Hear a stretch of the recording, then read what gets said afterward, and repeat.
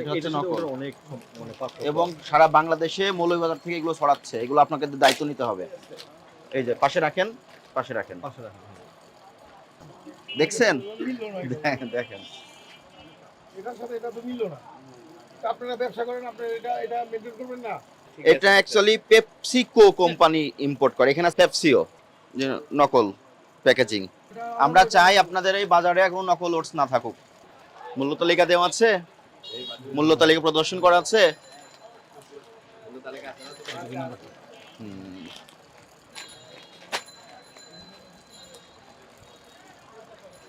এটা নকল, এটা নকল।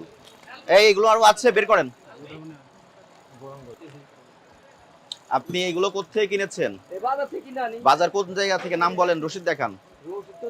রসিদ নাই, এটা তো নকল পণ্য।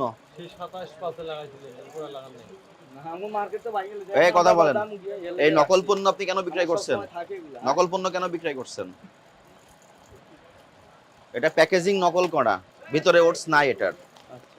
এটার ভিতরে ওটস নাই। ওটস নিজেই একটা শস্য, অন্য কোনো শস্য দিয়ে বানানোর সুযোগ নাই। আপনারাও তো ভোক্তা, আপনারা তো খাবার ক্রয় করে বাসার পরিবারের সদস্য নিয়ে খান, তো সেখানে যদি কেউ নকল পণ্য দেয় আপনাদের কেমন লাগবে? প্রতারণা করা হবে না আপনাদের সঙ্গে? তাহলে আপনি কেন ভোক্তাদের সঙ্গে প্রতারণা করছেন? আপনারাও একটু দেখেন, এটা অ্যাকচুয়ালি পেপসিকো কোম্পানি ইম্পোর্ট করে, এখানে আছে পেপসিও। এই ধরনের পণ্য বিক্রয় করা যাবে না। আপনারা যখন বিক্রয় করবেন, আপনারা সাপ্লাই চেইনের একটা অংশ, আপনাদের মাধ্যমে ভোক্তাদের কাছে যাবে।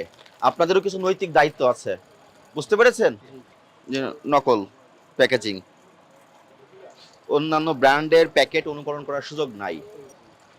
তো এটা যারা ক্রয় করবে তারা আর্থিকভাবে ক্ষতিগ্রস্ত হচ্ছে, শারীরিকভাবে ক্ষতিগ্রস্ত হচ্ছে। এই দায়িত্ব আপনার উপরই বর্তাবে। এটা হলো 500 টাকা। এটা কাটেন, এটা কেটে দেখেন, এটা কেটে ফেলেন আপনি। এটা হচ্ছে নকল এবং সারা বাংলাদেশে মৌলভীবাজার থেকে এগুলো ছড়াচ্ছে, এগুলো আপনাকে দায়িত্ব নিতে হবে। এই যে পাশে রাখেন, পাশে রাখেন।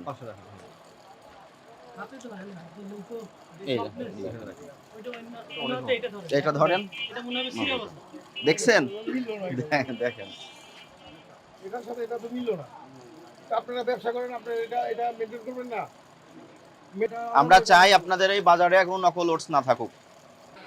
কেওড়া জল তো নিষিদ্ধ। স্লিপ থাকলেও রাখবেন না বাবা, কেউ নিষিদ্ধ মাল নিয়ে এসে স্লিপ দিলে রাখবেন আপনি? আপনারও তো কিছু দায়িত্ব আছে। চালাবেন না, বন্ধ করে দেন। ওটস কি এমন হয়? আপনিই বলেন। আপনি দোষ স্বীকার করেন, অপরাধ স্বীকার করেন যে নকল ওটস আপনার কাছে পাওয়া গেছে বা আপনি বিপণন করছেন। তাহলে পরবর্তী করণীয় কি আপনার? এই ধরনের পণ্য রাখা যাবে না, বিক্রি করা যাবে না। আপনারা তো নকল পণ্য সংরক্ষণ করছেন না? তারপরে কেওড়া জলগুলো নিয়ে আসেন তো। কেওড়া জল নিয়ে আসেন। আপনি সংরক্ষণ করবেন কেন?